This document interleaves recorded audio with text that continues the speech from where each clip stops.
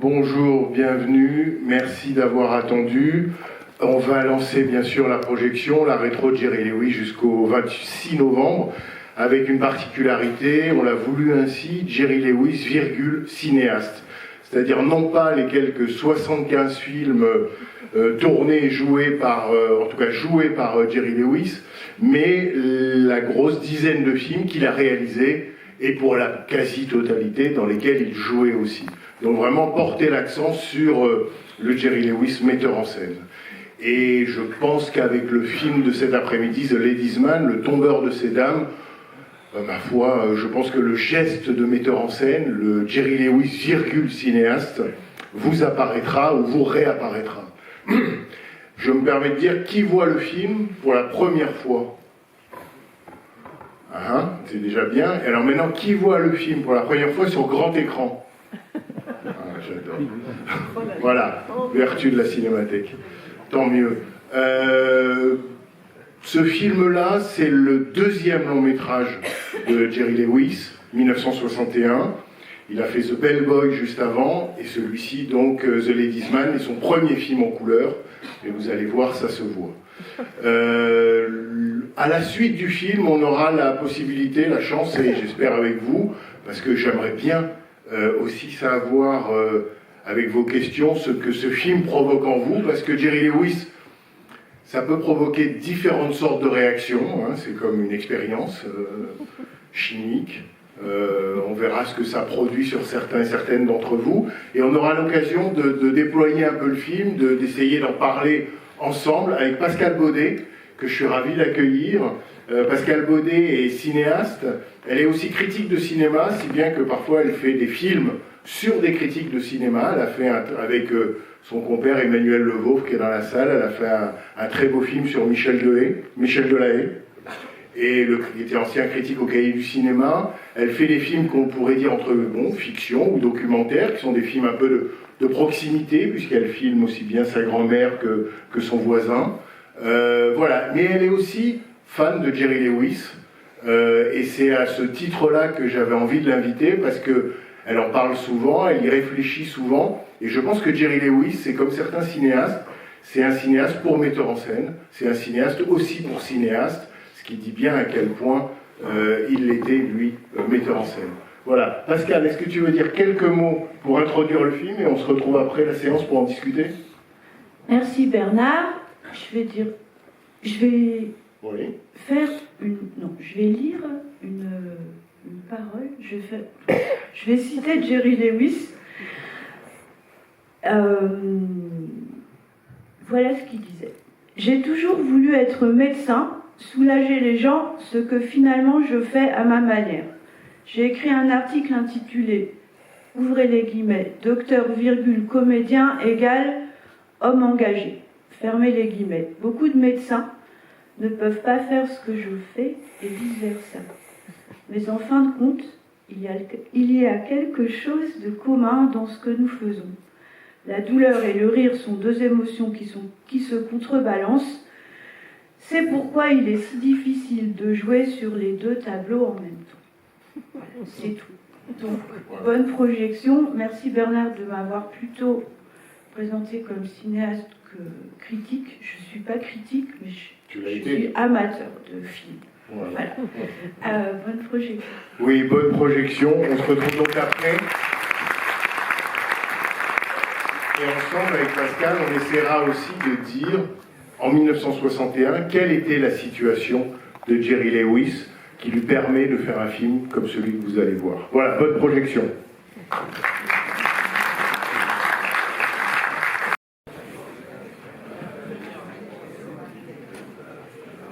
Bien.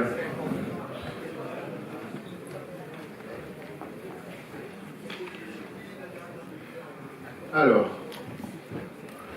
donc The Ladies Man, le tombeur de ces dames, 1961, je disais en introduction que c'est donc le deuxième long métrage de Jerry Lewis, son premier en couleur, et pour le situer rapidement dans la longue carrière de Jerry Lewis, juste quelques mots pour dire que en 1961, en fait, donc il est séparé depuis 5 ans de son acolyte habituel, Dean Martin, puisque avec Dean Martin, de 1946 à 1956, que ce soit d'abord sur scène, mais aussi évidemment ensuite au cinéma, ils ont composé un tandem comique absolument irrésistible et populaire.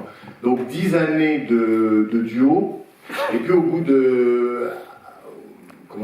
terme de cette année 1956, ils se séparent, chacun pour faire une carrière en solo, mais disons, Dean Martin, Jerry Lewis continue lui en quelque sorte le tandem, puisque aussi bien avec des réalisateurs comme Norman Taurog ou comme surtout Frank Tashlin, il fait des films, et il continue à faire des films et à cartonner au box-office. Et puis, à partir de 1960, donc il a l'opportunité de faire un film par lui-même, j'allais dire en solo, qui est The Bellboy, sur lequel on pourra revenir ensemble dans sa composition, ou du moins dans son avènement, mais le film est un tel succès qu'au box-office, qu'en fait la Paramount, donc, qui est le studio où travaille et qui fait la fortune, où travaille Jerry Lewis et qui fait la fortune du studio Paramount, donc Paramount qui avait un peu rechigné à donner $1 million à Jerry Lewis pour faire The Bellboy, en fait là il lui fait quasiment un chèque en blanc sur ce film-là, et un chèque en blanc pour construire évidemment le décor que vous avez vu, un décor qui prend 8 mois à être élaboré, construit, et dont le coût équivaut à lui seul au budget du précédent film. Donc voilà, ce qui dit à quel point Jerry Lewis, à ce moment-là, à Paramount, est vraiment tout simplement la star number one, et celle qui fait les beaux jours du studio.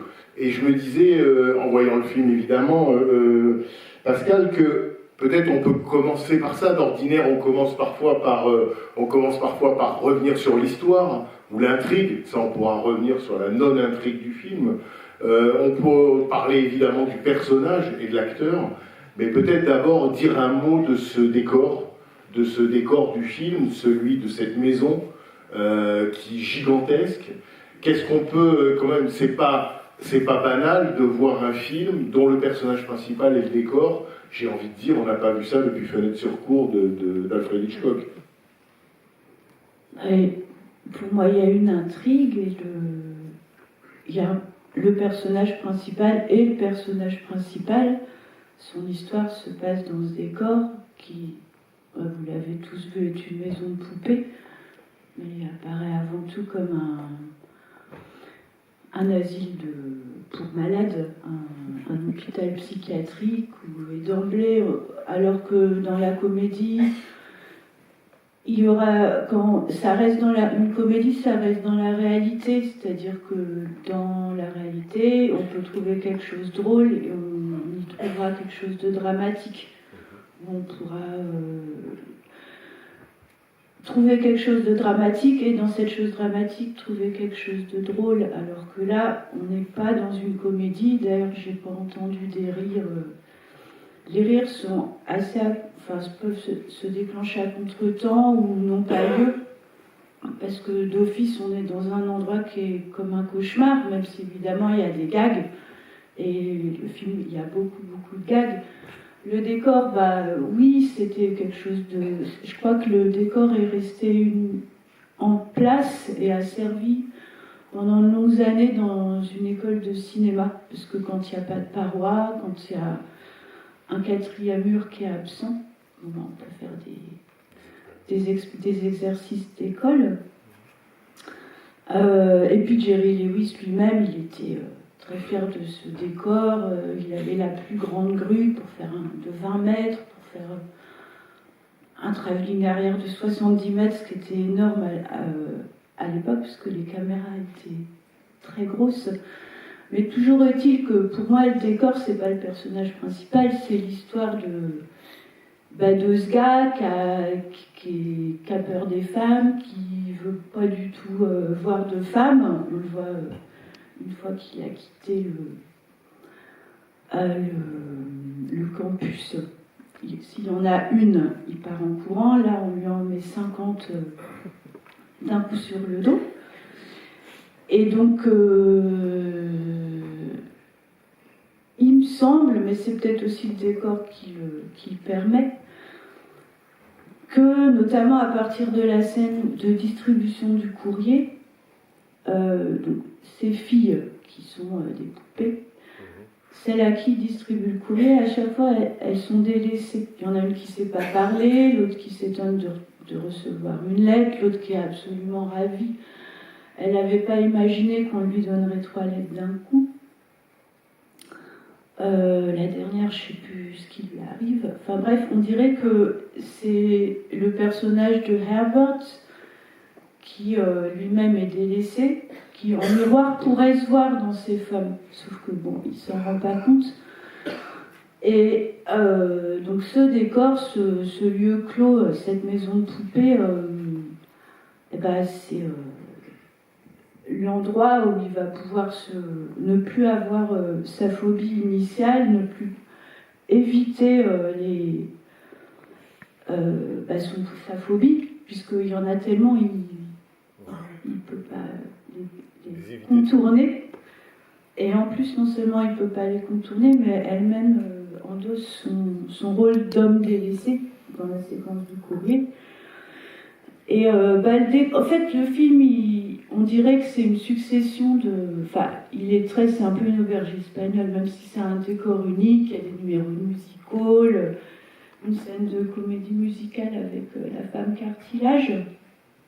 Mais là, quand je dis que c'est comme un endroit où il peut se soigner, c'est que la femme cartilage me semble arriver au terme de ce long processus de soins ou thérapie, puisque là encore, quand même, il l'évite, il danse avec le trompettiste, mais pas avec cartilage, c'est entre l'os et le muscle.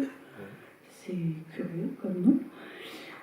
Et donc, mais à la fin, il y a une histoire, parce qu'à la fin, quand il dit maintenant on va m'appeler Herbie, il le dit, dès qu'il est avec la fille, la Faye, celle qui est moins poupée, il a une voix normale.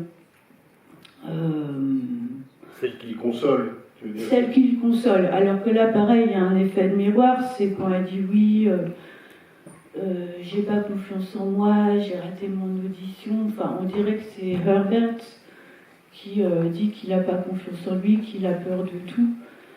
Et là aussi, il y a un effet de miroir, mais là, pour le coup, il parle avec une voix normale, pas avec sa voix de canard. Et à la fin, quand elle lui dit au reste, toi aussi, on a besoin de toi, pas que pour faire toutes les tâches ménagères, mais on a besoin de toi dans le cœur. Là aussi, il a sa voix normale, et il dit, alors cette fois-ci, appelez-moi... non, je m'appelle Herbie, je m'appelle plus Herbert. Là, il y a le cri du lion. Et parce que quand il dit appelez-moi Herbie, là on se dit bon c'est le moment où il va plus être cet être qui fait une pause, qui est asexué, qui est régressif. On se dit que là il va devenir un homme qui va pouvoir peut-être même sauter sur les femmes comme le lion, parce que c'est à ce moment-là, comme c'est concomitant le fait qu'ils disent appelez-moi Herbie et l'apparition du lion, alors toutes les filles elles partent en courant, quoi. Donc pour moi, oui, on était parti de là. Pour moi, ça raconte vraiment une histoire, y compris dans les gags qui semblent les plus déconnectés, qui sont les gags avec les deux hommes.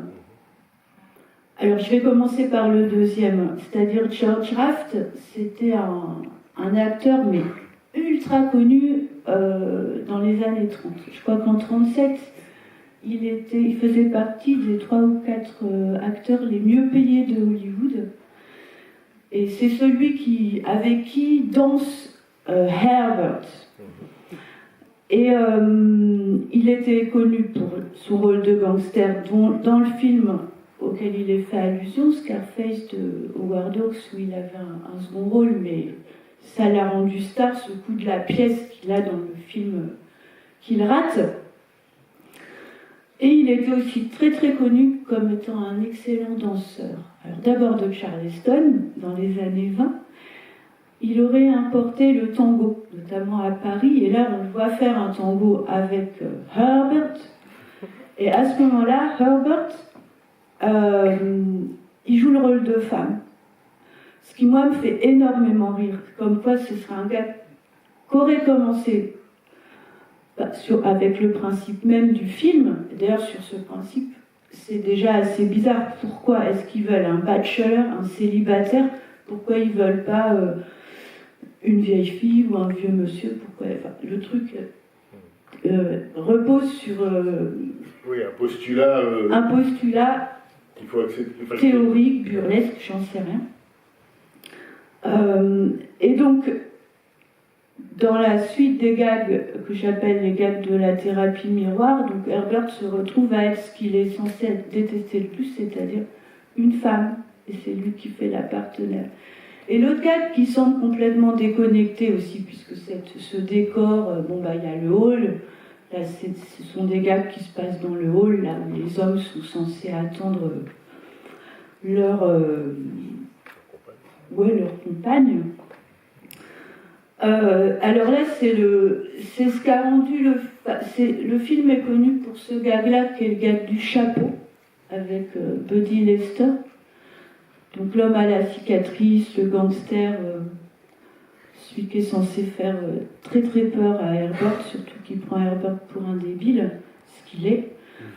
Et la scène est connue parce que c'est un peu, c'est pas un peu, c'est ce qu'on appelle le slow burn. C'est-à-dire que le slow burn, c'est un type de gag qui s'étire. Slow, ça veut dire lent, et burn, ça veut dire brûler.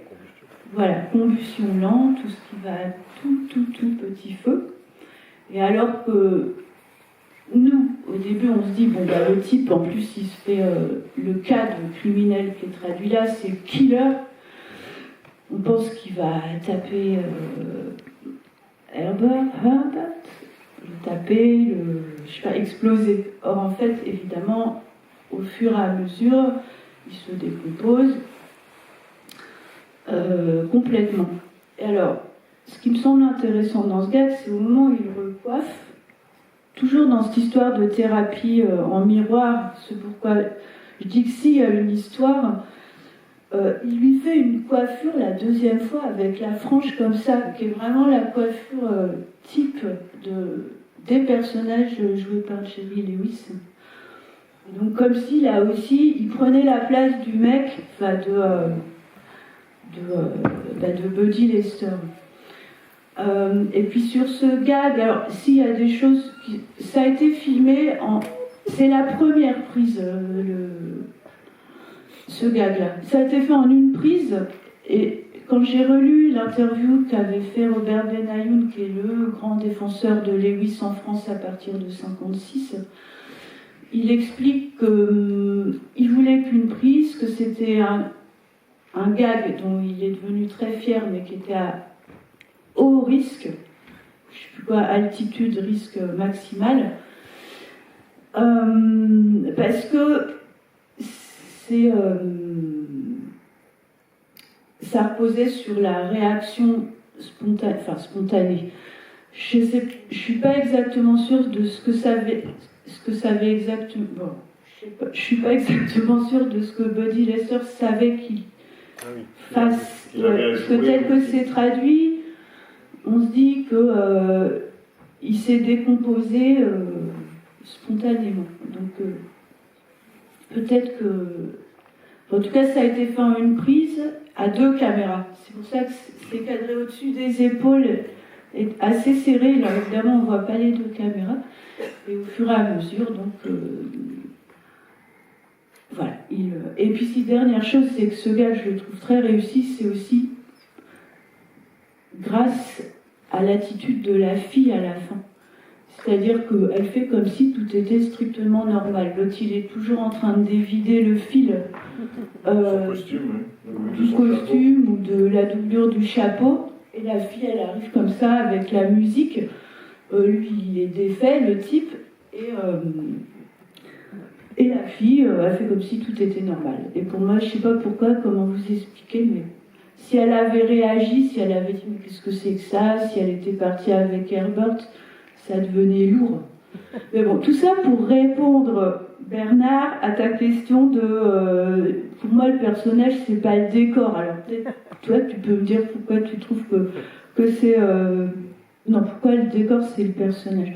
Pourquoi tu trouves que le décor, c'est le personnage? En tout cas, dans ce que tu dis, dans ce que tu décris, il y a une chose importante, c'est quand tu dis c'est filmé à 2 caméras, c'est filmé très souvent, Jerry Lewis s'y prenait ainsi, il filmait les scènes à 2 caméras. Ça permet de dire une chose qui est importante et qui renvoie quand même à l'ampleur du décor, c'est à quel point, et qui renvoie à la préméditation, non seulement des gags, mais je dirais du film tout entier. D'abord, Jerry Lewis faisait un storyboard. Ensuite, il avait une passion pour la technique qui était absolument inhabituelle. C'est-à-dire que vraiment, il aura appris à être metteur en scène. C'est-à-dire au sein de la Paramount, il raconte souvent que lorsqu'on le cherchait, on le trouvait soit auprès des techniciens qui faisaient les transparences, ou alors on le trouvait à la salle de montage, ou alors au département costume. C'est-à-dire que littéralement, il a fait ses classes, il s'est servi de sa notoriété, de son rôle d'acteur, pour apprendre son métier de metteur en scène. Donc c'est quelqu'un qui a cherché les outils et les moyens de sa vision. Et ce qui me frappe dans sa vision, c'est le gigantisme de sa vision, l'ambition de cette vision. C'est-à-dire que quand on voit The Bellboy, qu'on a montré ici à l'ouverture, c'est d'emblée, ça se passe dans un lieu unique, mais un lieu gigantesque. Il y a un hôtel qu'on appelait l'hôtel Fontainebleau à Miami, un véritable hôtel, mais qui est une scène gigantesque dans laquelle il peut se déployer, et je dirais même où il peut déjà déployer ce qui est en jeu ici aussi, c'est-à-dire, certes il y a une intrigue, où il y a plus ou moins une intrigue, où comme tu le fais, on peut malgré tout suivre un fil et se dire que ce qui a l'air inattendu ou désordonné répond à un ordre secret, comme tu dis, le fil thérapeutique. Voilà, le fil thérapeutique, et qui fait que si on regarde le film en miroir, donc en image inversée, on peut voir effectivement que Jerry Lewis a le rôle de la femme dans la danse avec George Raft. Donc voilà, on peut suivre un film, mais il n'empêche que quand on voit The Bellboy, ou même celui-ci, ce qui frappe, Jerry Lewis disait « je hais les intrigues ». Donc ce qui frappe, c'est l'audace narrative que lui permet un tel décor, ou que lui permettra The Bellboy, c'est-à-dire considérer la séquence comme une case. Et que dans une case, on va faire une scène, et quand on aura fini avec cette scène, quelle que soit la dimension que prendra cette scène dans la case, on passera à la case suivante. C'est peut-être aussi d'ailleurs pour ça qu'il y a tant d'effets dans le film qui ressemblent à une cartoon. Parce qu'on passe de case en case, comme dans un comics. Il y a des effets qui relèvent littéralement... Alors, on le sait, hein, il a travaillé avec Frank Tashlin venait lui-même du cartoon, mais il y a des effets là. Tu prenais l'exemple de l'homme au chapeau, quand il arrive, il dit « allez chercher ma compagne », et l'autre, il part immédiatement avant d'avoir le nom. La manière dont il sort du plan et le bruit qui accompagne cette sortie, c'est typiquement un effet de cartoon. Donc voilà, c'était à la fois pour dire l'incroyable préparateur de sa propre mise en scène qu'il pouvait être, d'où l'imagination de ce décor, qui renvoie toujours à quelque chose qui me semble une constante chez Jerry Lewis, dans aussi bien The Bellboy, ici, mais par exemple dans The Patsy, on ne voit pas un plan d'extérieur. Ici, quand on voit un plan d'extérieur, c'est du studio. Hein. Tout le début dans la rue, c'est évidemment les studios de la Paramount. Donc, cette idée que non seulement on tourne, chez lui en studio, mais on tourne on met en scène une forme d'enfermement. Ce qui renvoie à ce que tu disais sur peut-être le cauchemar, parce que d'emblée tu as décrit ce film comme un cauchemar. Il y a quelque chose de l'ordre de l'emprisonnement, de l'enfermement, certes c'est immense, mais c'est fermé. Et on n'en sort pas, littéralement. On n'en sort plus, comme d'un asile de fous, littéralement. Oui. Est-ce que ça te fait réagir, ou ça t'explique mieux, disons, ce que j'entends par... cette évidence qui est ce décor, et le fait que, par exemple, il travaillait pour écrire le scénario avec quelqu'un d'un peu particulier. Est-ce que tu as des infos sur Bill Richmond? Oui, sur Bill Richmond, parce que Bill Richmond, c'est un drôle de... Non? Il a travaillé... C'est son premier film avec son co-scénariste Bill Richmond, et ils ont fait 7 films ensemble. Et Oui. Non, bah, il avait des gagmen dans les années 50. Je sais plus, Simmons and Lace. Mais bon, j'ai rien à dire là-dessus, moi. Non, pardon, je voulais juste dire à propos de Bill Richon, parce que ça m'a frappé quand j'ai lu sur lui, qu'en fait, avant d'être scénariste pour... Oui, batteur, pardon. Voilà, il était batteur. Et que je me dis, c'est quand même génial d'avoir fait d'un batteur un scénariste pour d'un gagman, à partir d'un batteur, et que peut-être c'est pas si éloigné sur la question du rythme, parce que la recherche du rythme, elle est essentielle dans les films de Jerry Lewis. Là, je parle vraiment de l'acteur, de son tempo, de cette manière qu'il a d'occuper le plan, et j'aime dire avec les grimaces, son corps, ce qu'il fait littéralement. Bah oui. Dis-moi plus, alors toi, sur ta vision du film, puisque visiblement la mienne ne suscite pas des réactions. Tu me disais, parce que tu m'as parlé beaucoup tu me parlais de son sens du gag chez Jerry Lewis, et en particulier, tu développais une idée, alors qui joue moins ici, même si elle commence, qui est celle du gag raté. Moi, ça me plaît beaucoup parce qu'on voit bien quand il danse ou quand il joue qu'il est surhabile. Oui, bah, je ferai une différence entre, par exemple, on va donner des exemples. Le gag, au début, quand il arrive, qui sort de sa valise, plein de machins, ça c'est un truc qui est comme dans les numéros de cirque. C'est-à-dire dans les numéros de cirque, voilà. Il l'a d'ailleurs repris dans un des films qui est vraiment un aboutissement, Hardly Working. Hardly Working, c'est traduit en français par Jerry au boulot. Et ça veut dire hardly, ça veut dire ça marche difficilement, quoi. Et donc il reprend aussi, alors qu'il est habillé en clown, une valise et il en sort jusqu'à, enfin tout, une penderie, un bébé clown, tout. C'est un truc qui vient du cirque. Donc dans cette scène où il est dans sa chambre, il y a le gag du lit. C'est pareil, c'est un gag qu'il a assez souvent repris, que ce soit dans le truc en Angleterre, là, je sais plus quoi, ou celui où les tontons farceurs, quand il fait des allers-retours et il creuse un trou, comme une tombe. Bon, voilà. Et quand, par exemple, le fait que quand il se redresse, une fois qu'il disparaisse très très lentement dans l'encadrement du lit, puis il dit oui, c'est un lit moelleux. Bon, moi, par exemple, je trouve que ça casse la beauté du gag. Mais donc, il y a des gags comme ça, et puis il y a les gags qui sont... dont la construction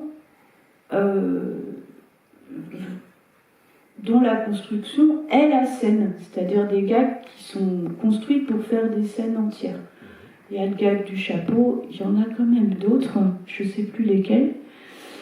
Et bah du coup, oui, parce que bah non, je ne sais plus.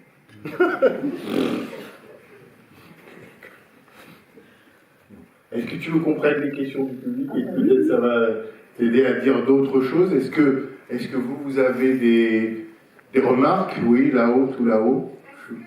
Non, attendez, il faudrait qu'on vous donne un... Attendez, regardez, il y a un micro là, il va falloir... Vous êtes tout là-haut, on dirait un sketch de Jerry Lewis dans The Bellboy tout en haut.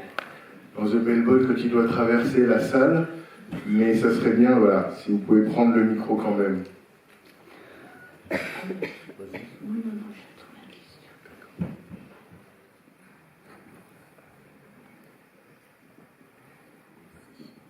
Est-ce que vous savez si dans sa mise en scène, il laissait la place à l'improvisation, où tout était écrit à l'avance? Donc est-ce qu'il improvisait, est-ce qu'il laissait ses acteurs improviser? Il écrivait de manière très précise, je crois. Ses scénarios étaient très longs. Par exemple, pour The Bellboy, son premier film, je crois qu'il faisait 179 pages.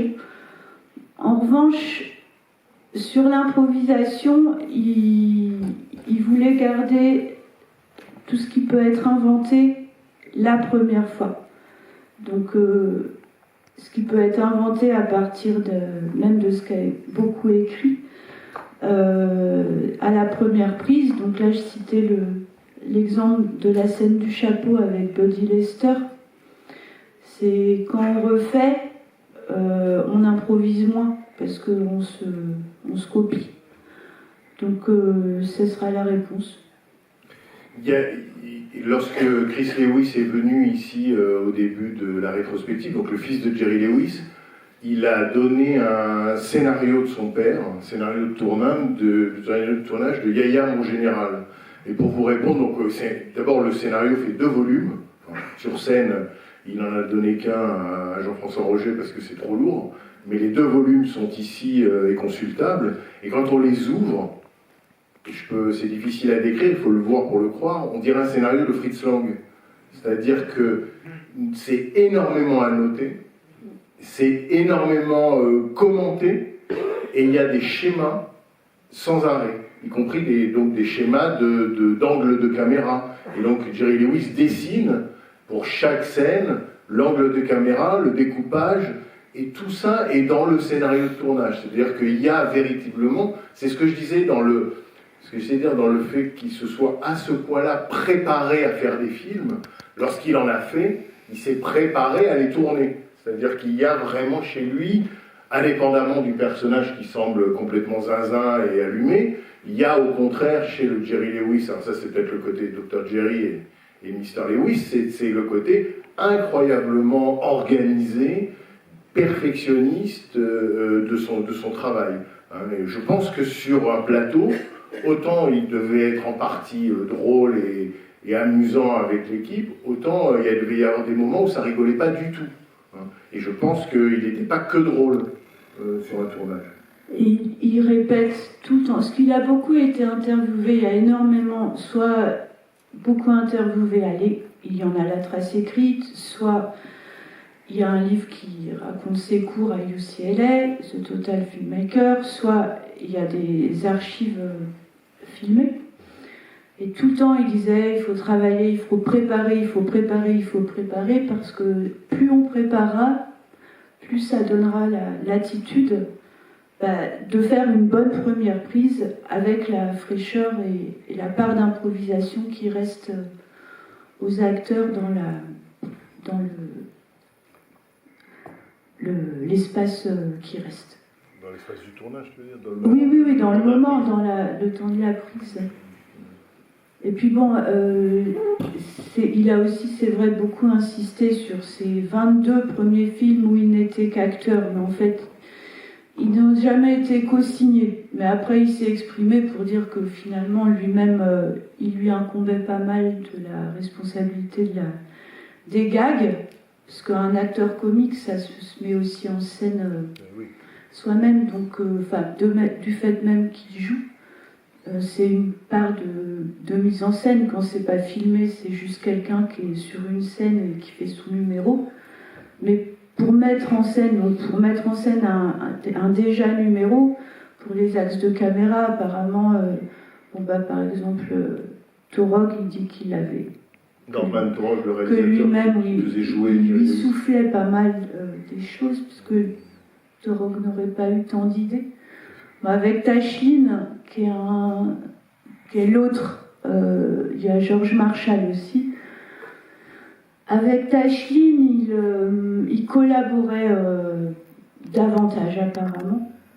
Et tu parlais tout à l'heure des dessins animés, mais c'est vrai que Tashlin, il avait commencé comme dessinateur pour les Looney Tunes, même pour Walt Disney. Il est passé à la réalisation après. Et c'est vrai qu'il y a, parce que tu citais le gag à juste titre, quand il sort du champ, il y en a d'autres. Oui, il y en a d'autres. Le moment, par exemple, où il court dans l'escalier et qui se démultiplie et qu'il est poursuivi par lui-même et que la porte se ferme 5 fois, bon, ça fait aussi penser à ça. Mais à propos je vous donne la parole à propos de Frank Tashlin, il paraît que sur le tournage, Tashlin disait parfois les directions, il disait Jerry. Voilà, ce qui est la collaboration. Allez-y. Je peux témoigner de l'extrême sérieux de Jerry Lewis lors du tournage en 1972, en avril 1972, du film qui n'est pas encore sorti et qui sortira peut-être en 2025, qui s'appelle The Day the Clown Cried. Et à ce propos-là, pouvez-vous confirmer cette information que j'ai lue dans un journal? Est-ce que le film, qui a été confié à la librairie du Congrès à Washington, sera diffusé ou pas? Vous savez, c'est une arlésienne, hein, l'affaire du jour où le clown a pleuré, qui est un film que Jerry Lewis a tourné en 1972 et qui se situe dans un camp de concentration. Donc c'est une comédie telle que vous pouvez l'imaginer. C'est un film qui a eu énormément de difficultés, en particulier de production. Ça fait partie des rêves de la cinéphilie que de le voir un jour, puisqu'il en existe un premier montage. Je ne m'aventurerai pas à vous décrire tout ça, et il y a des plus grands spécialistes que moi dans la salle de ce film, mais on espère toujours, et de toute façon, Chris Lewis, le fils, lui, qui travaille à rassembler les archives de son père, à rendre certains films visibles et à en restaurer certains, c'est sûr que The Day the Clown Cried fait partie de ses projets ou de ses ambitions, mais lui-même nous disait, quand je parlais de ce film à mon père, il refusait lui-même d'en parler. Oui, en tout cas, j'ai des images du film, et j'avais même interviewé Pierre Etex, parce que j'étais prêt à soumettre ces photos à Jerry Lewis, et Pierre Etex m'a dit non, ne parlez jamais de ce film à Jerry Lewis, il ne voudra pas en dire un mot. Tu peux peut-être dire que samedi prochain, il y aura le documentaire Oui, d'Annette Wolf. Oui, c'est ça. On va projeter dans le cadre de la rétrospective ce qui peut être d'une certaine manière montré du film. C'est-à-dire qu'Annette Wolf, qui était une réalisatrice danoise, qu'on surnomme généralement le André Labarthe danois, a fait beaucoup de portraits de cinéastes, et en particulier, elle a eu la chance de pouvoir interviewer Jerry Lewis sur le tournage de The Day the Clown Cried.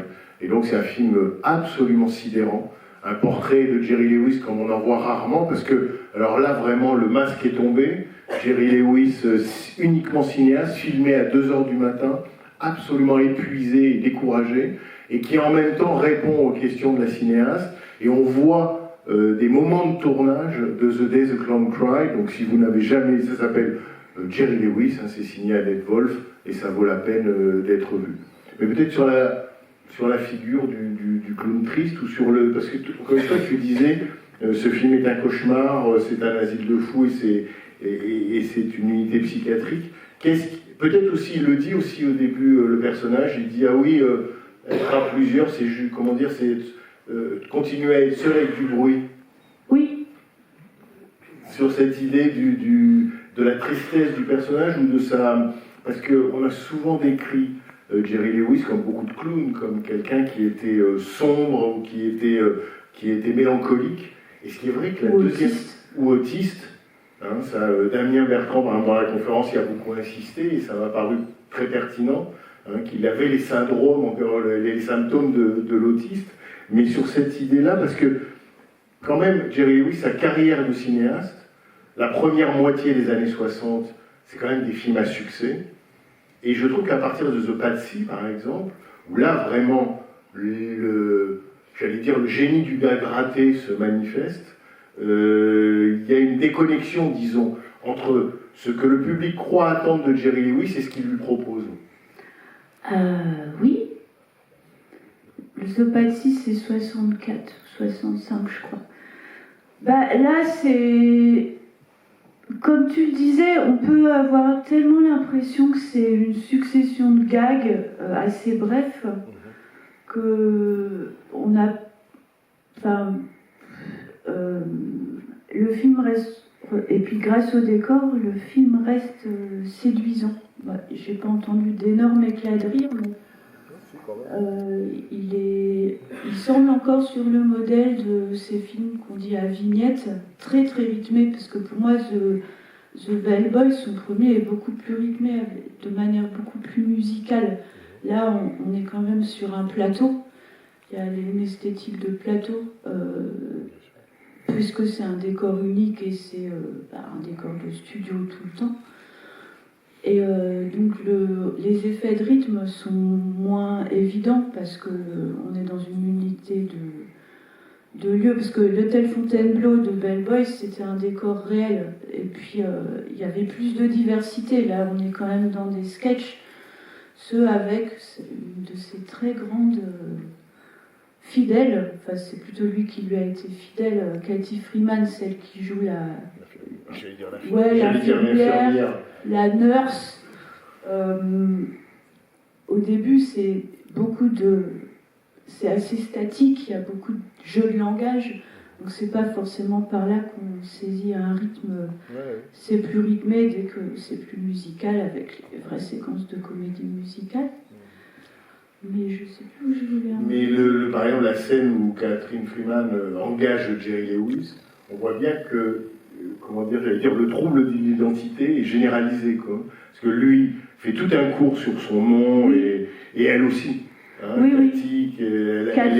Cathy la cuisinière, Catherine.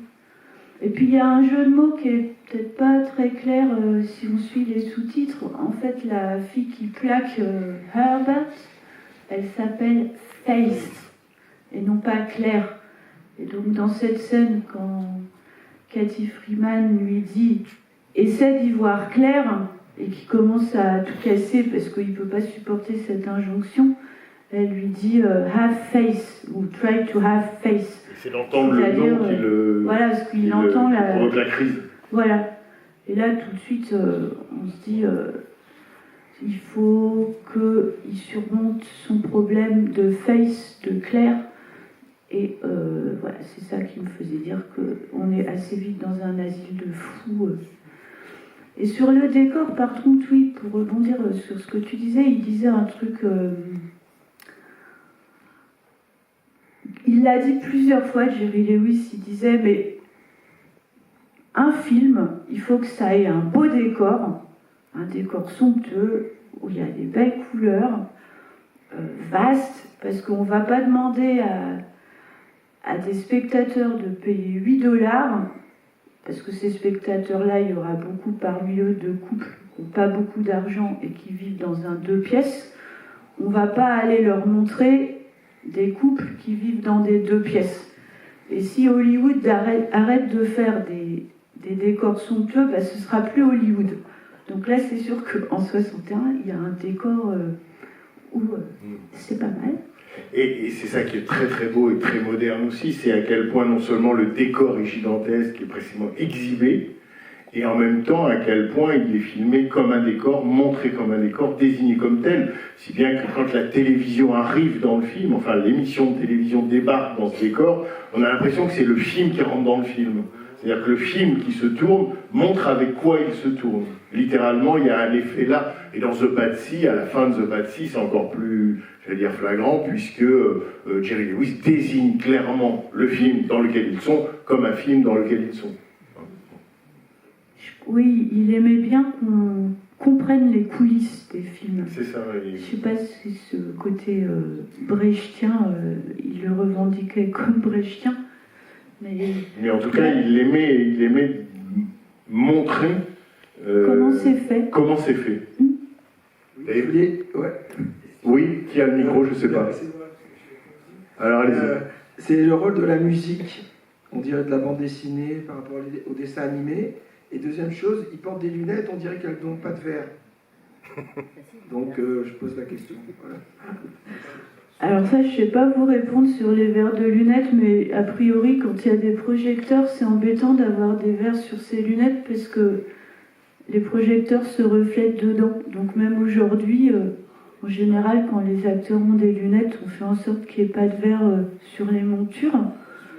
Et puis bon, les verres de lunettes, là, il y a quand même le gag qui est en 3 étapes avec l'ingénieur du son. La 3e fois, c'est pas un impact sur le corps en entier de se retrouver sous les coussins d'un canapé ou de s'effondrer. C'est juste les verres de lunettes. Enfin, vous avez vu le film comme moi. Et la deuxième question, c'est... Sur la musique, qui relevait du cartoon. La musique, oui, elle relève du cartoon, je sais pas, en tout cas du jazz. En tout cas, au début, oui, toute la grande scène du réveil des jeunes femmes. Oui, c'est sur un rythme de jazz. Sur les effets sonores, Jerry Lewis, il est connu il enregistrait les effets sonores pour qu'ils soient diffusés sur le plateau en direct. C'est-à-dire que ce n'était pas post-synchronisé. C'est-à-dire qu'en termes de rythme, là, j'ai pas d'exemple. Tant pis pour l'exemple. Il enregistrait les bruitages. Si par exemple, il y a les pas de Katie assez tôt dans le film, la maisonnée se réveille, elles sont toutes comme ça. Et il y a Katie qui est en pyjama, qui elle est la femme rassurante, elle n'a pas d'attribut féminin trop agressif, et elle marche comme un éléphant. Et ça, c'est le type même d'effet sonore qui peut être pris du cartoon, que lui-même enregistrait avant que... il diffusait le son sur le plateau. Et quant à la musique, il y a quand même toute une partie de la partition musicale qui n'a rien à voir avec le cartoon, qui est beaucoup plus sentimentale, qui est tout ce qui est lié à Faye, donc la fille dépressive. Et je répète qu'à chaque fois que Faye apparaît, qui lui parle, bon déjà Faye, elle est beaucoup moins agressive vestimentairement, maquillage, ça c'est joli, que les autres. Et donc il lui parle d'une voix normale. Et à chaque fois, c'est dans ces moments-là, plus sentimentaux. Là, par contre, il y a des musiques de violon, enfin, des musiques d'accompagnement sentimental. Et ça, je trouve très intéressant, parce que dans les burlesques historiques, par exemple, Lewis, il voulait être l'égal de Chaplin, mais celui qu'il a fréquenté et celui qu'il adorait, c'est Stan Laurel. Et d'ailleurs, le slow burn dont je parlais tout à l'heure, c'est un des acteurs de Laurel et Hardy, qui s'appelle... Alors, comment il s'appelle? J'ai oublié. Finlayson. Ouais. Non. James Finlayson. Non. C'est un acteur qui est censé être l'inventeur du slow burn. C'est-à-dire que Laurel et Hardy, et d'ailleurs Laurel et Hardy eux-mêmes l'ont repris, l'idée du slow burn, c'est que quelqu'un, comme là, le truc du chapeau, quelqu'un fait quelque chose et l'autre, il reste stoïque dans l'indignité. Ça, c'est une expression de Benayoun. Mais c'est surtout qu'il ne réagit pas, il implose, il ne va pas exploser.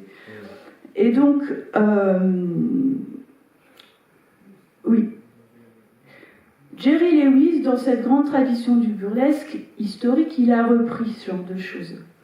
Le gag du chapeau, ça vient aussi de Laurel et Hardy, de cet acteur dont j'ai oublié le nom, qui est là. Comment vous dites? Non. Mais peu importe. Peu importe. Et en revanche, il y a un truc que chez Stan Laurel ou chez Charlot on ne verrait jamais, c'est Stan Laurel qui parle normalement. Parce que Stan Laurel, il a quand même fait des films parlants. C'est en tout cas un passage de l'acteur burlesque, d'une voix de canard, d'un débile, de ce qu'on appelle les brise-meubles, à un personnage normal qui parle normalement, mais aussi qui a des sentiments normaux, qui aussi a des questionnements normaux, qui peut faire des confidences sur le ton de la normalité. Ça, là, il y en a un exemple. Enfin, toutes les scènes avec Faye sont la partie sentimentale du film. Alors, il faut savoir que dans les années 50, dans ces fameux films, ces 22 films dans lesquels Jerry Lewis jouait, qui étaient tous produits par la Paramount, la quasi-totalité étaient des films pour les familles. Et c'est quelque chose qui est très récurrent dans ces films-là, c'est qu'il y a des intermèdes qui sont beaucoup plus sentimentaux, qui sont beaucoup plus guimauves, qui sont beaucoup plus normaux, entre guillemets. Et dans ce film-là, il y a une résurgence, à mon avis, de la normalité qui vient d'une contrainte de production qui était celle des années 50 à la Paramount. Mais à mon avis, Lewis, il va reprendre ça et ça va même en faire la spécificité de son burlesque à lui. Dans The Patsis, pareil, Hélène, c'est souvent des personnages féminins qui jouent ce rôle de médiateur avec une réalité plus normale, qui passe par le sentiment. dans The Patsy sera le personnage d'Hélène, et puis ça aboutira à ce fameux Jerry au boulot, hardly working, où là, c'est l'histoire d'un clown, mais qui est au chômage et qui est donc dans un monde normal, ce qui n'empêche pas le burlesque dans ce monde normal. Et donc, pour répondre à la musique, il y a quand même des passages où la musique n'est pas une musique de cartoon. Et c'est vrai qu'il y a comme ça dans les films de Jerry Lewis qu'on pourrait appeler une oscillation permanente, ou en tout cas à laquelle il tient, entre le pathologique et le normal. Et que les moments dits de normalité, il les revendique comme, entre guillemets, la morale du film. Je pense au discours final de Dr. Jerry et Mr. Love, par exemple, où tout d'un coup, évidemment, là, c'est Jerry Lewis qui parle, et comme si, d'une certaine manière, il avançait, il se mettait devant le personnage. Il y a ce goût-là. Ça, alors là, je serais complètement dans ton sens. Entre le pathologique et le normal, entre le totalement puéril et le plus mature. Par exemple, là, la scène où il se fait gaver, elle est assez intéressante parce il est dans la chaise de bébé. Ouais, il se laisse pas faire. C'est entre les deux. Il y a cette oscillation dont tu parles, où il est mis dans une position d'un bébé. Et puis, d'ailleurs, je pense que le bébé, il est en même temps chien et lion, c'est lui, hein. Comme homme. Il y a tous les âges de l'homme. Et donc, dans cette scène-là, il oscille parce que comme il refuse, il veut pas être à cette place, il est plus mature que seulement un bébé qui se laisserait faire. Et puis, entre aussi quelque chose de plus lucide et quelque chose d'innocent par aveuglément. Par exemple,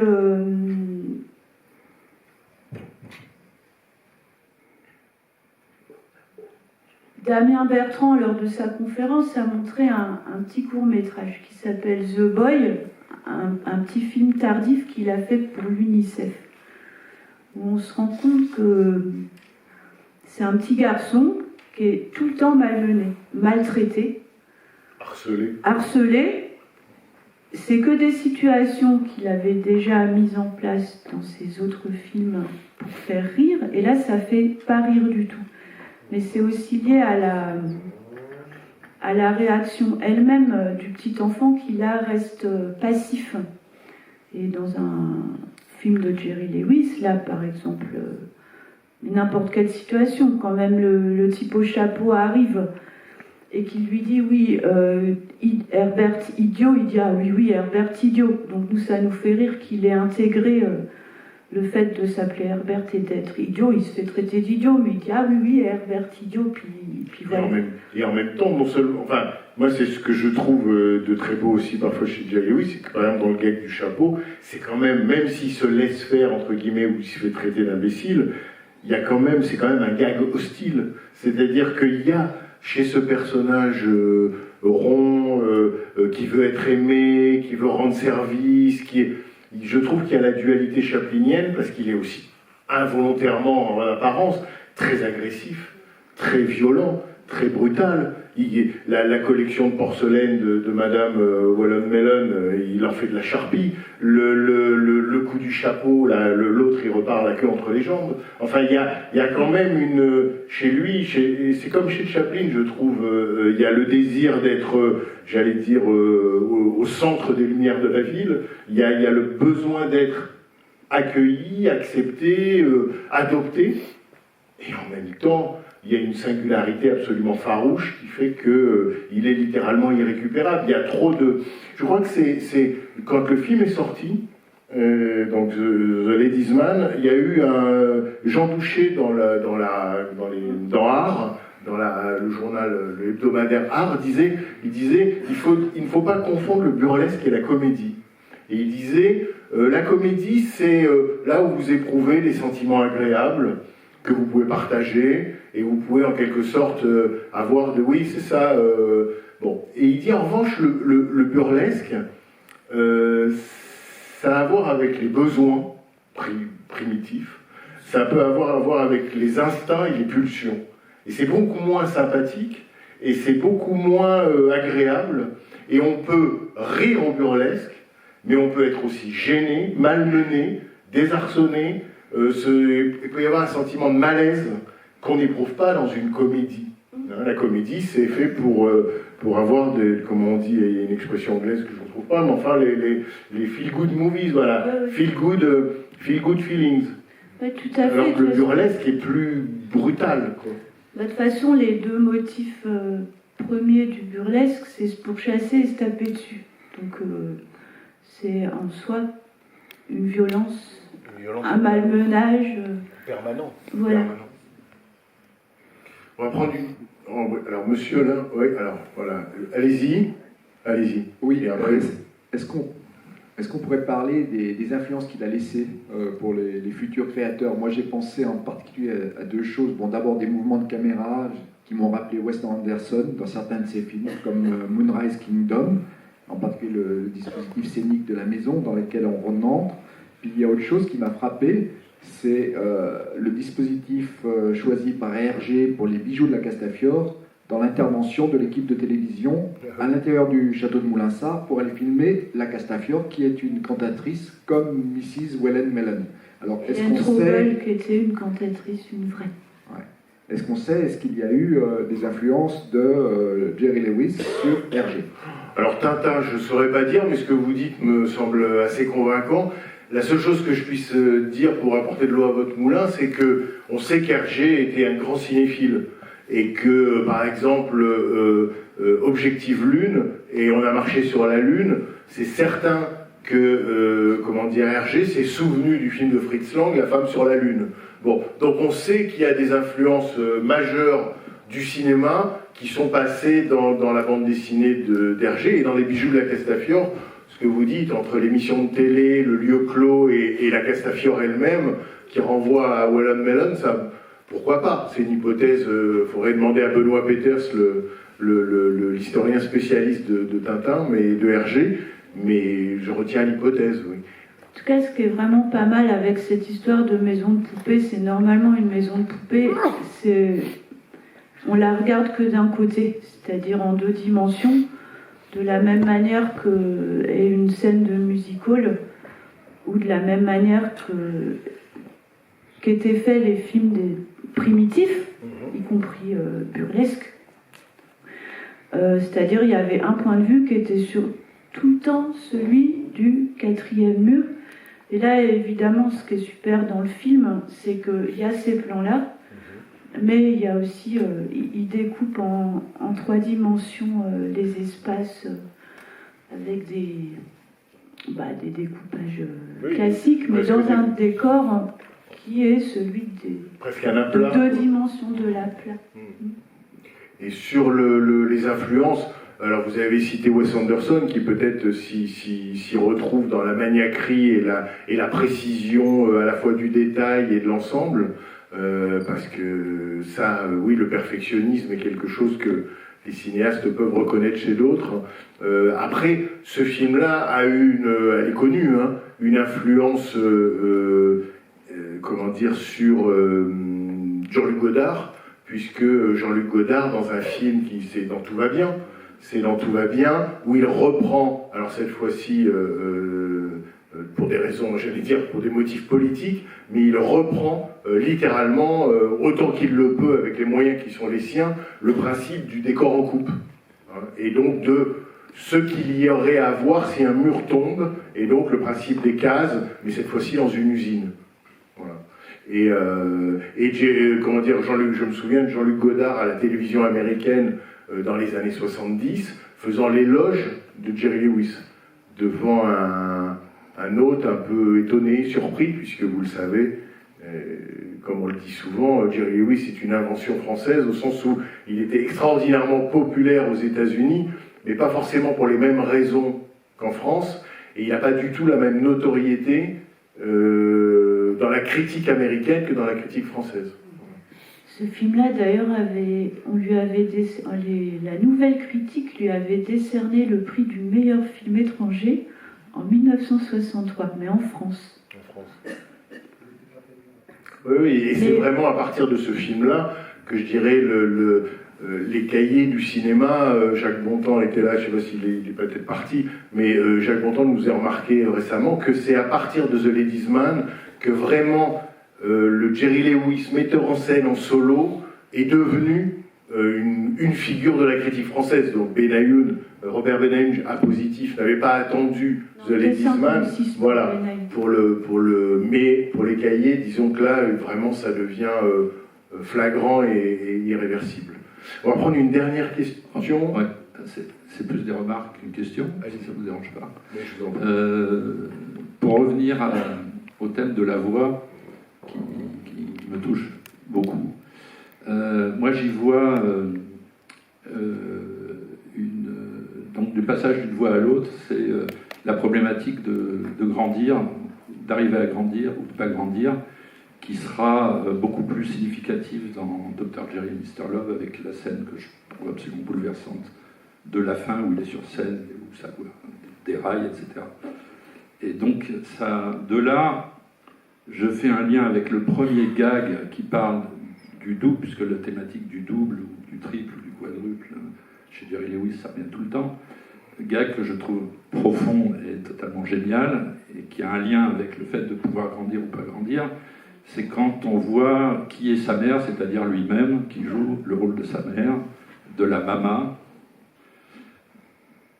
juive, italienne, ce que vous voulez, qui est à l'origine, peut-être, de ses soucis affectifs et de son blocage.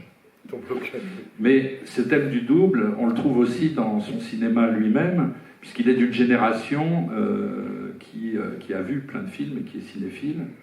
Et dès le générique, en fait, si on regarde bien, chaque vignette, chaque photo, c'est très graphique, c'est très beau, chaque photo, c'est lui qui joue une scène de Shakespeare ou une scène de théâtre. Donc déjà, ces films, ces scènes sont un double d'un spectacle. On va retrouver, donc il va travailler, comme De Palma un petit peu aussi, à partir du spectacle, tout en montrant l'envers du spectacle. Je montre le spectacle et l'envers du spectacle, et je vais retravailler l'histoire de George Raft, le balafré qui annonce Scarface, mais c'est pas encore Scarface, donc c'est une espèce de double d'un double. Et puis il va y avoir du Minelli quand même, parce que bon, Fenêtre sur cour, oui, mais Minelli c'est l'autre grand cinéaste du décor, quand on parle de décor. Et il y a certaines scènes de comédie musicale qui sont assez minelliennes, avec des petits cartons où il y a des... Comme ça, on est vraiment sur scène, comme dans Le Pirate, par exemple, ou dans d'autres Minelli, où on est sur une vraie scène de musical. Je dois en oublier. Et puis à la fin, bon, le lion, c'est la bête qui se réveille, peut-être, bien sûr, puisque c'est quelqu'un qui va peut-être perdre un jour sa virginité, c'est aussi ça l'histoire. C'est peut-être aussi la MGM. Hein. Mais là, on est à Paramount. Oui, je sais, mais justement, dans ce jeu permanent de double et de miroir, on fait venir un lion comme ça dans un film hollywoodien. Je pense qu'il a dû penser que ça pouvait évoquer le lion de la MGM, c'est peut-être un clin d'œil, je ne sais pas. Enfin, ça renvoie encore à un effet double et un effet... Voilà. C'était mes réflexions. Mais vous avez évidemment raison sur le dédoublement, mais je trouve que, bien sûr, le dédoublement est tout le temps à l'œuvre chez Jerry Lewis, hein, il en a fait des films, hein. Même dans Cinderfella, il se transforme, il devient lui-même et un autre, c'est-à-dire que le grand enjeu des films de Jerry Lewis, c'est souvent des rites de passage. Hein. Est-ce qu'il va cesser d'être puceau? Est-ce que on peut voir ce film comme je ne sais pas, sa bar mitzvah, quoi. Il y a un moment, l'enfant va devenir adulte, mais il y a un rituel de passage, il y a une épreuve. Et effectivement, à la fin, on peut espérer qu'en devenant Herbie, il soit devenu l'homme qu'il aimerait devenir, et puis que sa phobie a été surmontée. Oui, toute cette question-là, elle est en jeu, c'est-à-dire qu'il est toujours deux en un.